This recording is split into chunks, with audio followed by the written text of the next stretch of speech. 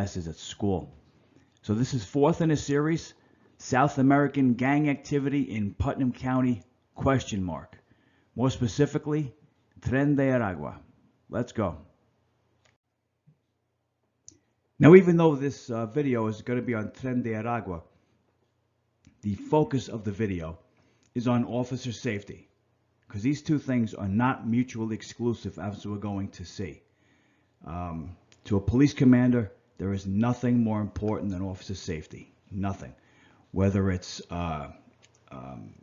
putting your life on the line, responding to an emergency call, a man with a gun, whether it's a vehicle accident, a vehicle pursuit, you have to keep your officers safe, and you have to make sure that they have all the necessary training and all the necessary information that they need to stay safe. And that's what this video is about.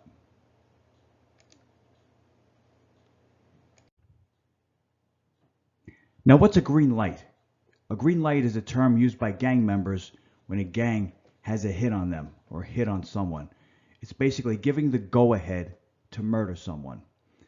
Now, according to the FBI and according to Homeland Security in the United States, the gang's leaders of Tren de Aragua, or the shot callers as they call them, no pun intended, they're known to have reportedly, this is according to the FBI and according to Homeland Security, not according to me, shot callers have reportedly given the green light in states of Colorado, Chicago, well, Chicago's a city, but Illinois, and New York.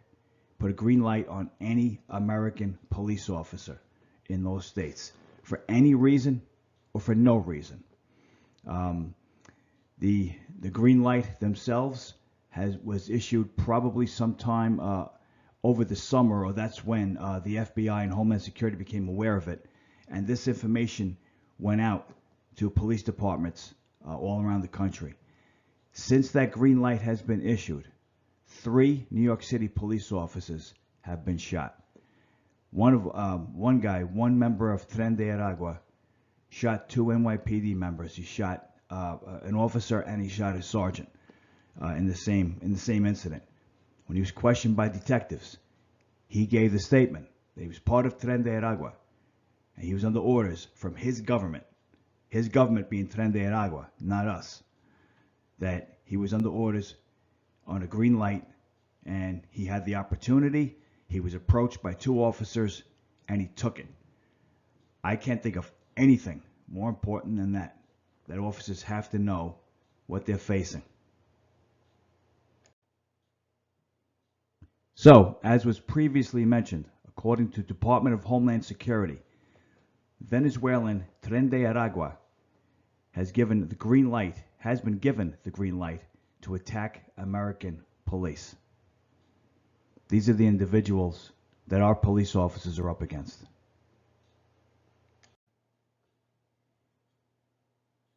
So the headline we have here again is Tren de Aragua gang given green light to open fire on U.S. law enforcement officers. It really is a misnomer when they call it a gang, because it's been declared by the United States government as being a transnational criminal organization. So a gang does it no justice. However, 1,000 members have infiltrated the United States, they believe, and they've been given the green light to attack and open fire on law enforcement in the United States. They're tied to many crimes in New York, right here in New York, and in New York City. None more important than the shooting of 2 New York City police officers, one an officer, one a sergeant, in Queens. The federal memos came from the warning orders, essentially, came from the FBI and from Homeland Security in separate investigations, and I hope local law enforcement has it. It details these memos go into detail about what they deem credible threats that the TDA, the Tren de Aragua, sanctions attacks on cops. So they believe it's credible enough to put the information out there. Now, it's been corroborated. These green light memos and the the green light that Tren de Aragua has put out has been corroborated by the Albuquerque Police Department. Now, why is that important? You know, you just say to yourself, well, Albuquerque's in New Mexico. What's it got to do with New York? Well, Albuquerque, New Mexico, is in New Mexico, and that's a border state, and they're in the middle of the stuff. These guys come over the border, they get grabbed before the catch and release. Well, the first part of that is the catch, and they get interviewed by law enforcement, and they have all the best information, and this information goes out. So when it comes to Albuquerque, that means it came out right out of the TDA. You know, that's where we are. Now, the way this works, as I was saying, they cross the border. When they cross the border, a New York coordinator of TDA meets you. This is very organized stuff. When I first started doing the videos, my first video, as a matter of fact, was I started looking at it in April, and I started wondering, how am I going to do this for school? There's nothing here. There's no data to rely on. They're really not, there's really no footprint here.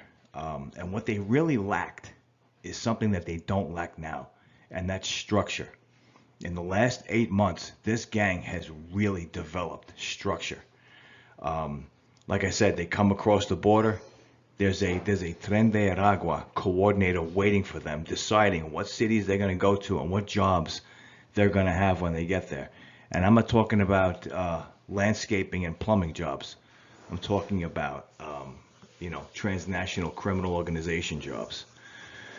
So, as I said, when I first started on the project, it was not much on it. Now there's this stuff is probably the biggest that the United States has in terms of gang warfare. So this is the memo that came from federal agencies to local police agencies. It was came from the FBI and Homeland Security. First into the Albuquerque Police Department, because as I said before, Albuquerque is in New Mexico, and it's a border state.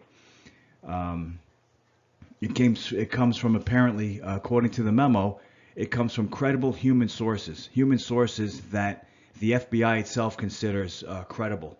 They deem credible threats. So it went from the feds to the Albuquerque Police Department to the police in Colorado to the police in Chicago, and ultimately to the police in New York. And when this memo, from the time this memo was issued, 3 New York City police officers have been shot by suspected members of Tren de Aragua. The one member, his name Mata, which is killer or death in Spanish. When he was debriefed by New York City police detectives, he said that he took orders from his government, his leaders, his shot callers. His government, his leaders, are not his new country where he's seeking asylum. His orders come from Tren de Aragua. So this is a green light to fire upon or attack our local law enforcement. Do you think that our local law enforcement should have been told about this? Do you think they should be told about this? And if they don't know about it, how would that make you feel? And don't make excuses like, okay, we do that already, or try to hit me with double negatives. How do you know that they don't know? It's a very simple, like I said, it's a very simple question. Imagine just for a second that they haven't been shown this memo.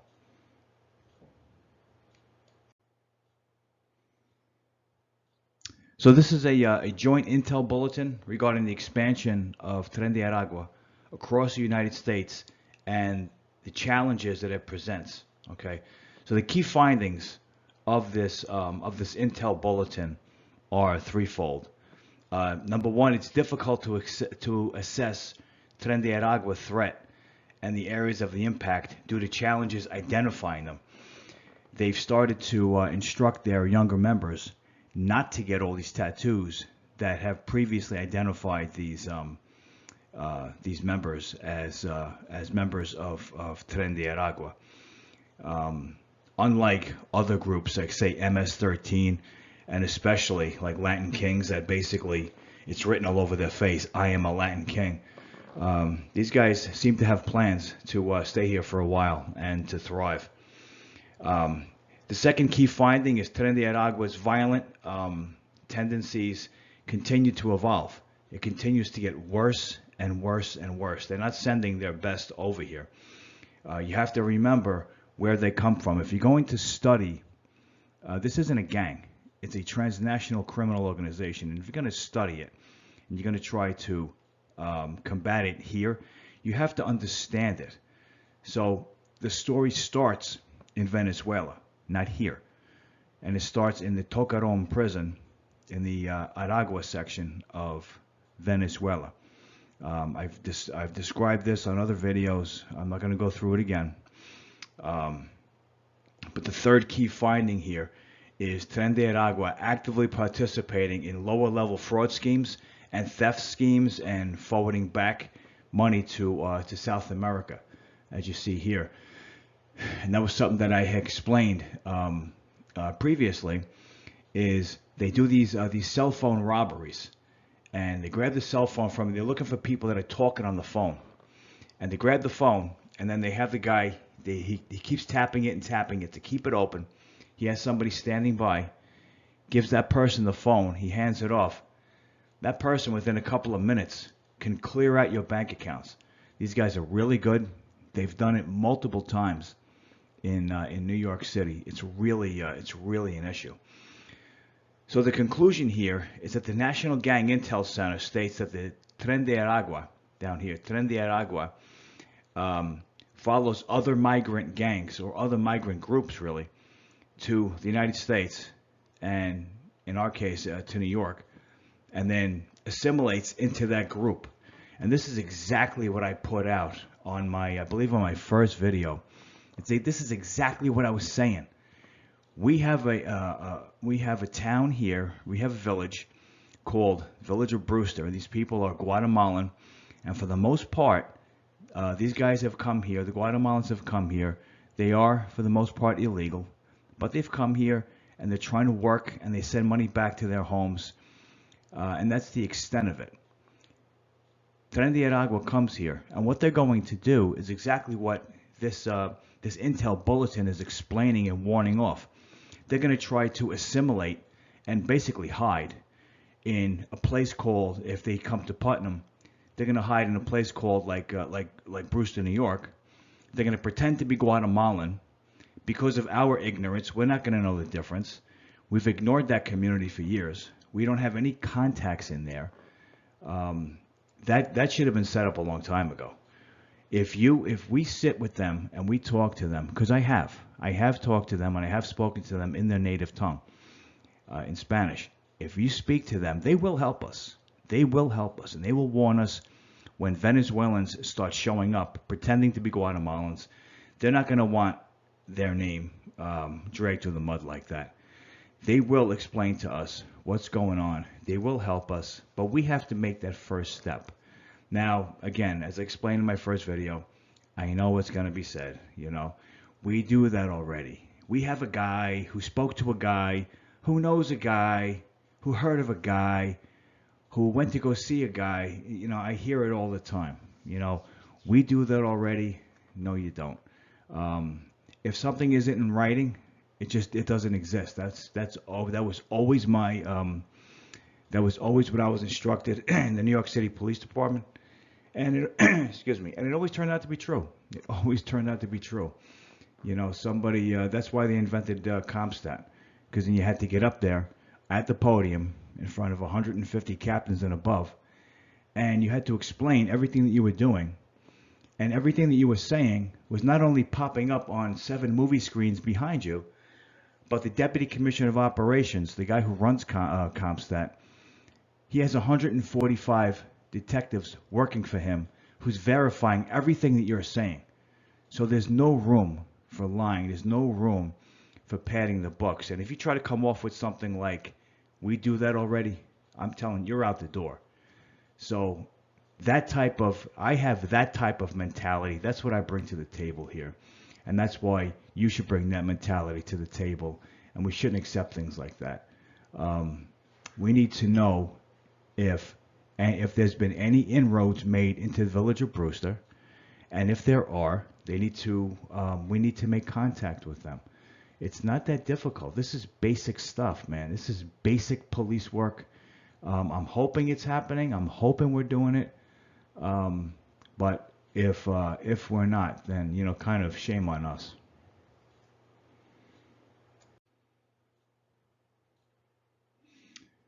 And this was the headline a few months ago. Accused cop shooting New York City migrant is suspected member of bloodthirsty Tren de Aragua gang. It happened in Queens. A gentleman, a male, was suspected of just conducting a moped robbery, which is what they specialize in. They're a very transient group, and a cop and a sergeant approached him, someone that fit description, and this guy, without any warning whatsoever, just opened fire on him. Opened fire on the two cops. This is where we are today, folks. Yeah, so it's another article. A brutal Venezuelan gang violence spills into quiet suburb from the sanctuary city next door, despite efforts to keep it out. The reason why I'm showing this is because this is exactly what Tren de Aragua does. They establish a foothold in a sanctuary city, and then they expand their footprint to the surrounding suburbs. And they've been doing it all over the country. And for us to think that with us having a sanctuary city in Manhattan, that Tren de Aragua is not going to spread its wings. They're already spreading their wings. I showed you. A bunch of guys got arrested in the Danbury Mall. And the guys that got arrested, their addresses came back to migrant shelters in Times Square. There's a lot of shopping between Times Square and the Danbury Mall. I know the Danbury Mall is a good place to shop. It ain't that good. They came up here for other reasons. But this is interesting. The gang violence of Tren de Aragua spills into the quiet suburb from the sanctuary city next door, despite the efforts to keep them out. Yeah, I thought that couldn't happen. I thought I was told that by a couple of comments. No, that doesn't happen. How do you know? There's no evidence this stuff happens. Sure. So these are just some of the facts that I've noted with Tren de Aragua. They really bang it out when it comes to scooter robbery, cell phones, fraud, theft, burglary. Scooters are huge in Manhattan. For a cop that I know who's now a one-star chief, this is his full-time job, is following these guys around and coordinating all these robberies they're doing. They go from one borough to the next, very transient. I explained what they do with the cell phones. They look for people that are actively talking on the phone. They grab your phone, they take off, they keep tapping it to keep it open. A couple of minutes later, they hand it off to somebody, and they can clean out your bank accounts in a couple of minutes if they're really good. They've been committing a lot of fraud, a lot of theft. They did operations at the Danbury Mall. They like to do burglaries in residential neighborhoods now when they go into the suburbs. There's a 30 to 60 day limit on staying in migrant shelters in Manhattan, but that's mostly ignored. Because who's monitoring it? Nobody. There's a very incomplete database on Tren de Aragua. A lot of law enforcement got to the game late, and it's been hard to track them. It's been very, very hard to track them. They're covering their tracks very well, to be honest. The feds were alerted to Tren de Aragua in early of 2024. They were looking at them long before that. There were some meetings that the FBI had in Ecuador before that, probably in 2022, 2023, speaking about this gang called Tren de Aragua, and coming from the Tocaron prison in the Aragua section of Venezuela. Taking the politics out of it, there is no doubt that this surge of Tren de Aragua into this country is caused due to this open border. The fact that we've had no border and they have just come over. I don't know what the Biden administration was thinking, if they were thinking what they thought was going to happen, how this benefits us, and then they lied about it for years. They did. I mean, let's be honest about it. They lied. They lied for years. There's upwards of 20 million illegal migrants coming over in the last 4 years, and a lot of them are up to no good. You know, they're saying there's over now 5,000 members of Tren de Aragua, and if that's true, we're in some serious trouble. Instead of attacking that, instead of going after that, the media instead concentrates on a single comment that President-elect Trump made, where he said we may have to involve the American military in this endeavor. You know, it's like that's the problem. Not the fact that they left the border wide open and 5,000 Tren de Aragua members just walked right in. That's not the problem. No, the problem is President-elect Trump said we may have to use the military in addressing this situation. It's very ignorant to be thinking that way. They recruit at the migrant shelters in Manhattan, and they use the WhatsApp app because when you get here, they've stopped it now, but first when they were getting to New York City, illegal migrants were getting, among many other things, they're getting free cell phones. You imagine that? They're getting free cell phones. We don't get free cell phones, but illegal migrants were getting free cell phones. And what's happened is that there is basically a multiplier effect, or a force multiplier in this situation, because there is X number of Tren de Aragua members in New York, say. But what's happening is they take, Tren de Aragua will take migrants that have nothing to do with anything, and their only crime really is just having come here illegally. You know, they might have very much come here for a better life. And what TDA is doing, what Tren de Aragua is doing, is they know where these guys are, and they come after them, and they tell them, listen, if you don't participate in these crimes and help us do this, whether it's transporting guns, whether it's sneaking weapons into shelters, whether it's helping to do robberies, if you don't help us carry out our missions, we know where your family is in Venezuela, and we're going to kill them. And they will. They will kill them. They have the support of the government there. Maduro is well behind this effort. So there might be, say, 100 Tren de Aragua members in a particular area, but they have access to a lot more people just by the way of threat. So we're in a lot of trouble in that sense. The last point is Bogota. The New York City Police Department has opened up a small station in Bogota, Colombia. And the sole purpose of this is to address Tren de Aragua. That's how important it is. The NYPD is going to Colombia to be stationed in Bogota and working on it. That's quite a feat, because the NYPD does not like to travel like that. Okay, so this has been Putnam County Crime Analysis with Andrew DeStefano. Putnam County Crime Analysis by way of, John Jay College of Criminal Justice in Manhattan. Have a great day. God bless.